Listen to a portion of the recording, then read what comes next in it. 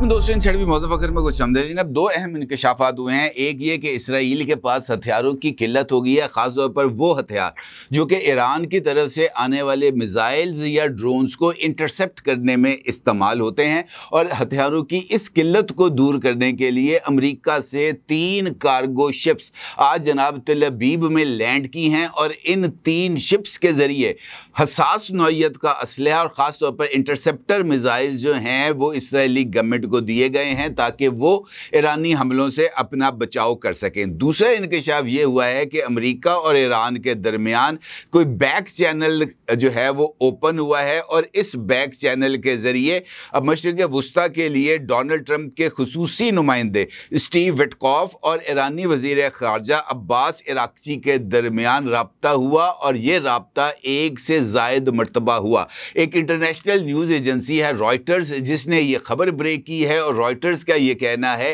कि ये राब्ता ना सिर्फ हुआ है बल्कि इस राब्ते के आगे बढ़ने के भी इम्कानात पाए जाते हैं। रॉयटर्स की इस रिपोर्ट में कौन कौन से इंकशाफात किए गए हैं इस पर बात करते हैं, लेकिन उससे पहले बात करते हैं ईरान के वज़ीर ख़ारजा अब्बास अराग़ची की, जिन्होंने वाज़े तौर पर रॉयटर्स की इस खबर की तरदीद की है, ये कहते हुए कि जब तक इसराइल ईरान के ऊपर हमले बंद नहीं कर देता उस वक्त तक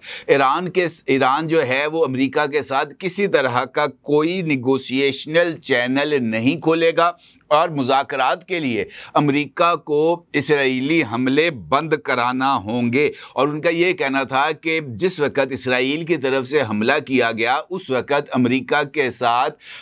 ओमान के अंदर मुज़ाकरात जारी थे और मुज़ाकरात के ऐन दरमियान में इसराइल की तरफ से हमला कर दिया गया, जिसके नतीजे में ये सारे का सारा मुज़ाकराती अमल जो है वो सबूताज हुआ। अब चूँकि मुज़ाकरात डीरेल हो चुके हैं अमेरिका के साथ और डीरेल होने की वजह इसराइली हमला है, लिहाजा जब तक इसराइली हमला नहीं रुकेगा उस वक्त तक अमेरिका के साथ किसी तरह की कोई निगोशिएशन नहीं होगी। अलबत्ता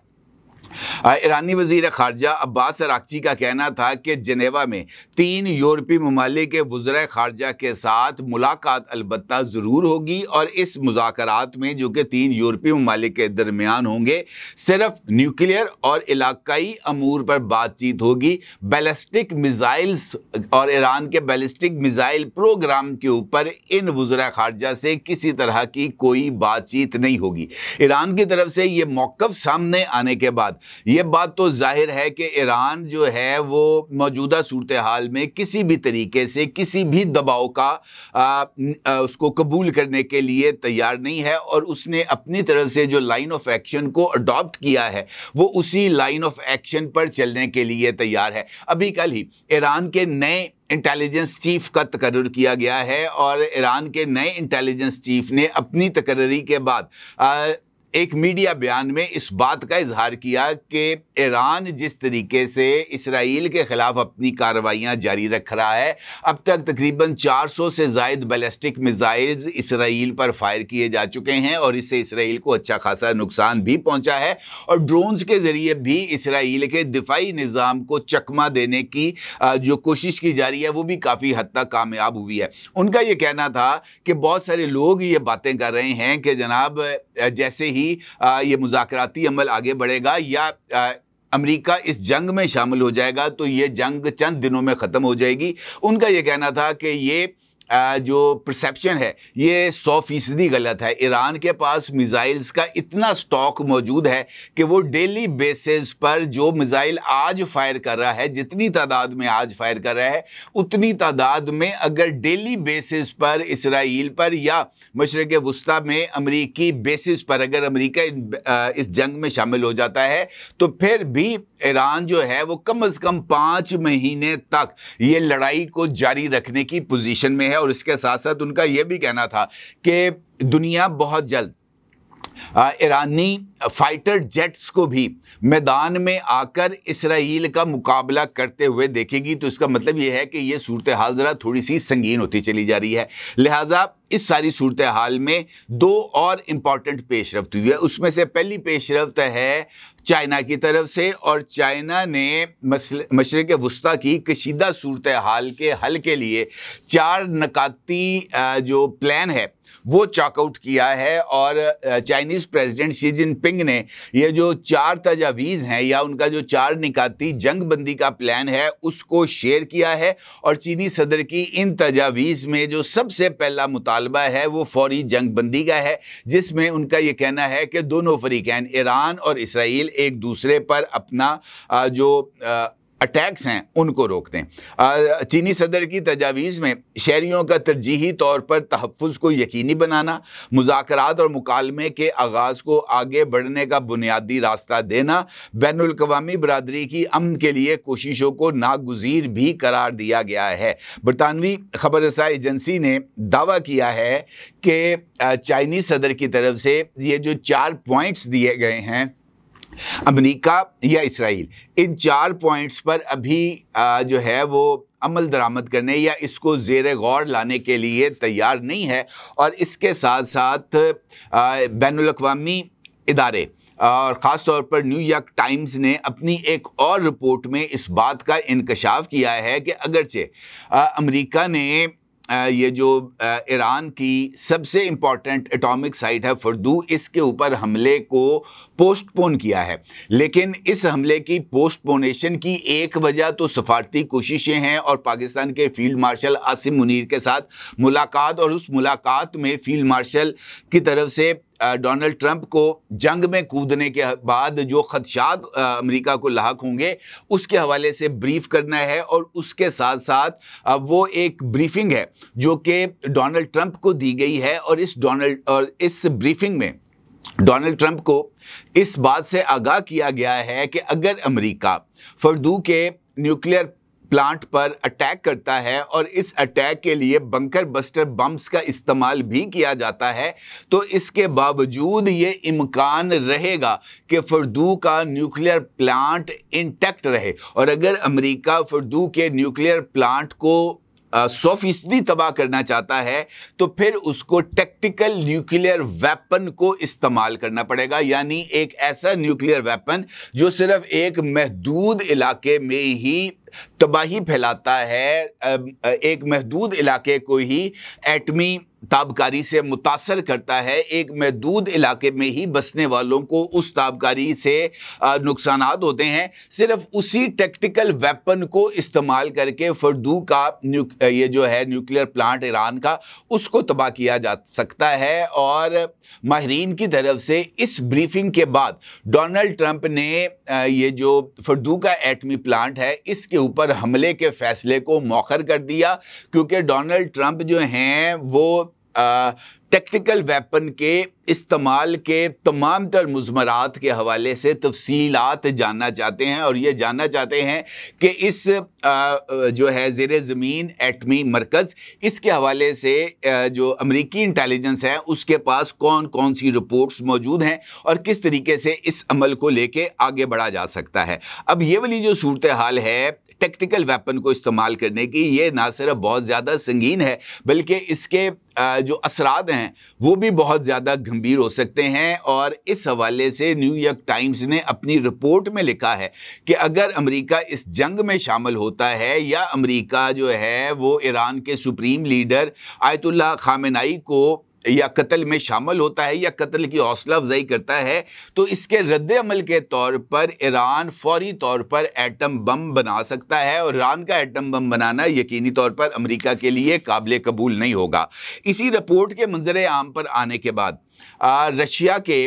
جو فارن آفس ہے اس کی طرف سے بھی ایک سٹیٹمنٹ سامنے آئی ہے، اور رشیا نے امریکہ کی طرف سے ایران میں ٹیکٹیکل نیوکلیئر ویپن کو استعمال کرنے کے آپشن کو لغو اور بیہودہ قرار دے کر اس کو مسترد کر دیا ہے. اور رشیا کا یہ کہنا ہے کہ اگر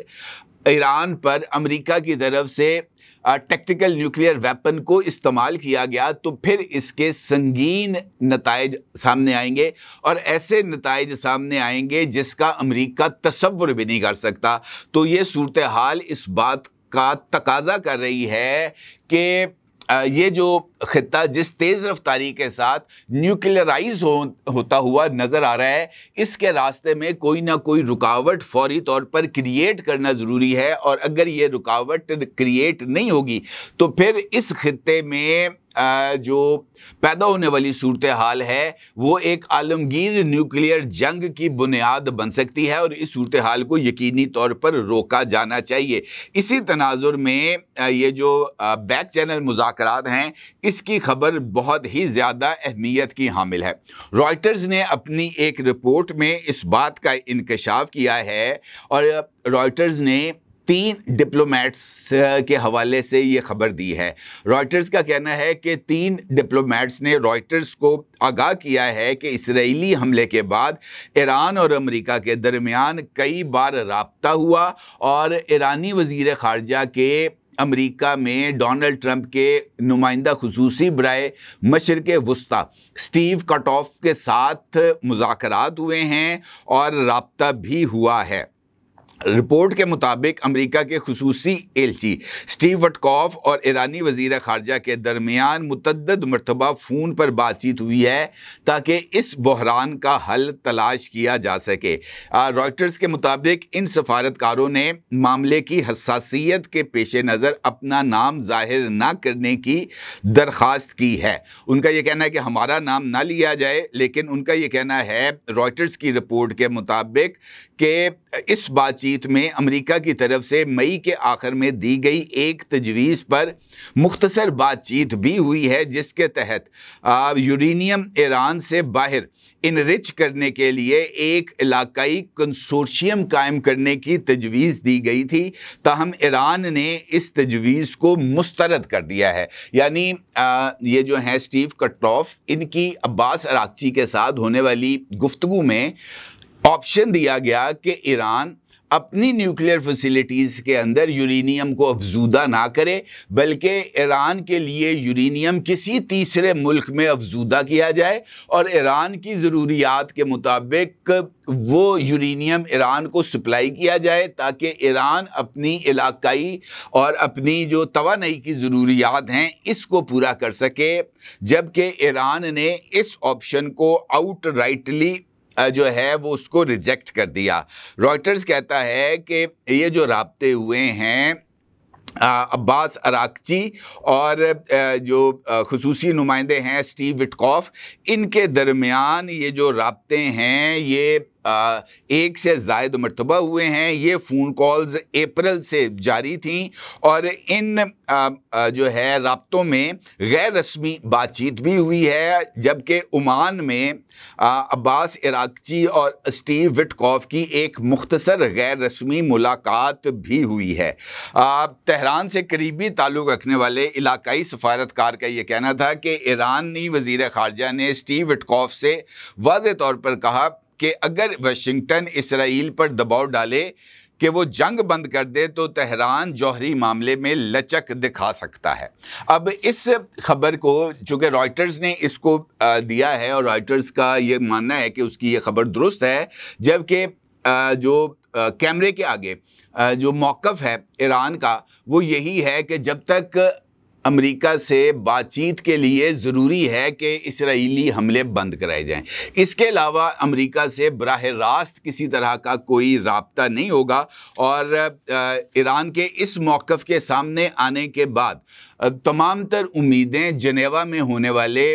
یہ جو E3 ممالک کے وزراء خارجہ کے ساتھ ملاقات ہے اس کے اوپر مرکوز ہیں، اور خاص طور پر اس ملاقات سے پہلے یہ خبر سامنے آنا کہ ایران فردو کے نیوکلیئر سائٹ کو ٹیکٹیکل نیوکلیئر ویپن سے ہٹ کرنے کا سوچ رہا ہے، یہ یقینی طور پر بہت ہی خطرناک راستہ ہے، اور رشیا نے بلا شبہ درست انداز میں بر وقت امریکہ کے اس ارادے کو نہ صرف مسترد کیا ہے بلکہ اس کے شدید ترین اثرات سے امریکہ کو آگاہ بھی کیا ہے، اور دیکھنا یہ ہے کہ امریکہ رشیا کی اس تنبیہ کو سیریسلی لیتا ہے یا نہیں، اور واقعتاً اگر ایران کے اوپر امریکہ کی طرف سے محدود طاقت کا ہی، محدود پیمانے کے لیے ہی تباہی مچانے والا اگر نیوکلیئر ویپن استعمال ہو گیا تو واقعتاً اس کے ایسا شدید رد عمل آئے گا کہ جس کا بھگتان امریکہ طویل عرصے تک بھگتے گا، اور اس سے امریکہ کی جو طاقت ہے اس کا جو ہے نا اس کے ٹوٹنے کے عمل کا آغاز بھی ہو جائے گا، اور نیوکلیئر اسلحے کا استعمال کا فیصلہ یقینی طور پر کوئی پاگل اور کوئی احمق شخص ہی کر سکتا ہے۔ اپنی رائے کو ضرور اظہار کیجیے گا۔ آپ کا بہت شکریہ۔ اللہ حافظ۔